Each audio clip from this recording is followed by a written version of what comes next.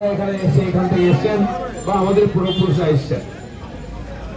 আজ সেই বাংলাদেশে যারা আমাদের আত্মীয় স্বজন রয়ে গেছেন তাদের জীবন সংকট হয়েছে, চিন্তায় আছেন, রাত্রে ঘুমোতে পারেন না, দিনের বেলা নিশ্চিন্তে থাকতে পারেন না, বাইরে ঘুরতে পারেন না, কখন কার উপরে আক্রমণ হবে সে খালি হিন্দু বলে বাড়ি ভেঙে দেওয়া হচ্ছে, পুড়িয়ে দেওয়া হচ্ছে, দোকান লুট করা হচ্ছে, মহিলাদের উপর অত্যাচার করা হচ্ছে, বিশিষ্ট মানুষদেরকে খুন করা হচ্ছে, ভয়ের পরিবেশ তৈরি করা হচ্ছে।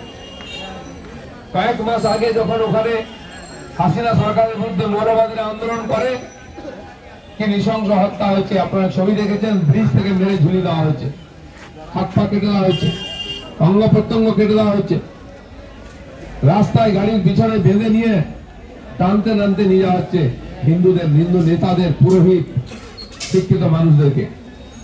এটা দেশ ভাগের পর থেকে চলে আসছে, মাঝখানে কয়েক বছর একটু কম ছিল।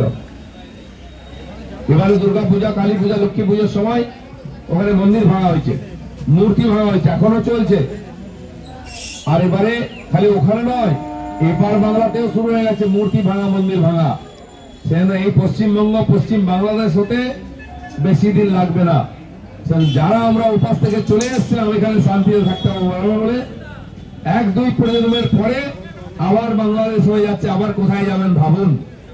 কারণ তখন শ্যামা প্রসাদ মুখার্জি পাকিস্তান থেকে এক টুকরো পশ্চিমবঙ্গ রেখে দিয়েছিলেন পূর্ব পাকিস্তান থেকে, বলে আমরা এখানে উদ্বাস্তু হয়ে এসে মাথা গুঁজেছিলাম, ছিলাম, বাড়ি ঘর দোকানপাট সব করে নিশ্চিন্তে ছিলাম, আর ভয় নেই।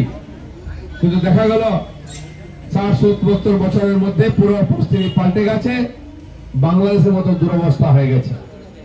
রাস্তাঘাটে এখানে ওখানে হিন্দু মেয়েদের তুলে নিয়ে যাওয়া হচ্ছে, দোকান জব্দ করা হচ্ছে, জমি পড়ে আছে জোর করে বাড়ি তৈরি করা হচ্ছে, পাড়ার ফুটপাথ আপনার এলাকা দিয়ে যাবে, আপনার বাড়ির উপর দিয়ে যাবে, বাড়ি ভেঙে দেওয়া হচ্ছে, জলের কানেকশন দেওয়া হচ্ছে না, সব অত্যাচার শুরু হয়ে গেছে বড় এলাকায়।